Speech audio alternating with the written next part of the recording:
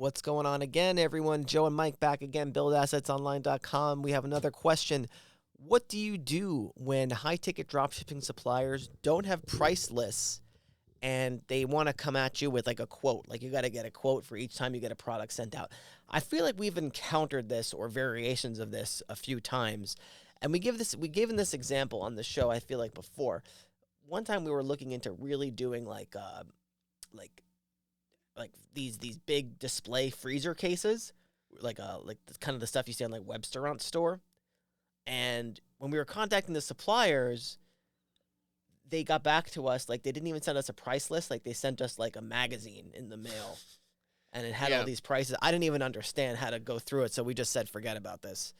Yeah, and I think that's kind of the mindset you want to take with this, because a lot of times starting out, we get asked this question, and it's people who probably haven't started their ads yet, or they're not really running a successful store.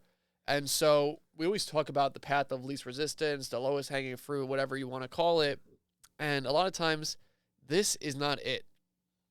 It seems like something interesting that you can do and it could work out, but the majority of the time you're much better served just doing things the traditional way, finding suppliers that have price lists, that have map pricing, so you can run those Google ads.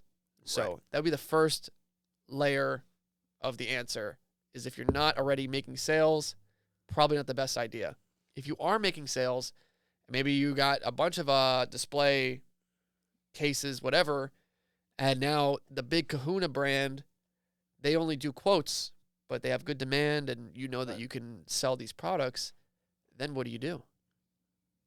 Well, it's a bit difficult. I would take it on a case-by-case basis. So if you can get a ballpark for what the quote is going to be, then you can put that into Google Shopping and give people an option to check out there, because you can't not have a price for Google Shopping because you can't serve the ad.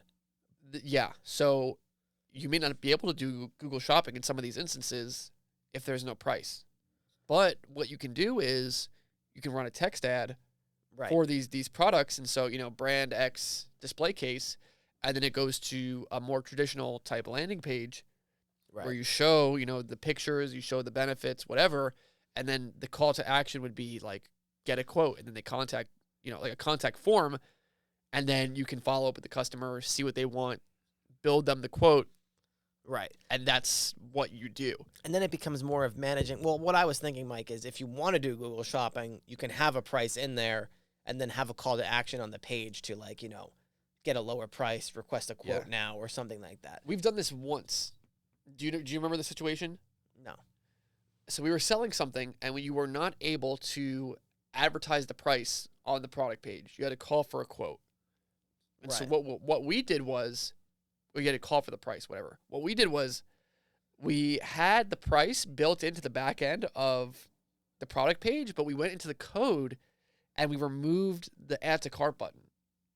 And then instead we put a call for price button.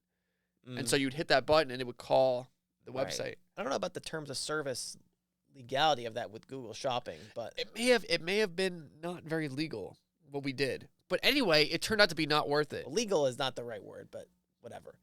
Breaking the rules, whatever you want to call it. So again, I'm making that point to say it wasn't really even worth it for us to do that. And so, yeah, again, I think you're better served in that type of situation where it's like a complicated product. You have to build the product, build a quote for someone. Just do a basic lead capture, and have, say, a customer service person actually follow up with them and build the quote for them. And it becomes a numbers game of like every 20 quotes equals one sale. You make this amount, and so is it worth it? Right. But off the bat, if it's just you there trying to run this dropshipping store, don't do that, because now you're giving yourself an extra task instead of just learning how to get better suppliers and run better ads. There you have it, guys. Hope that was helpful. If you want to learn how to build an online asset portfolio worth $1 million or more, we will show you how to do it.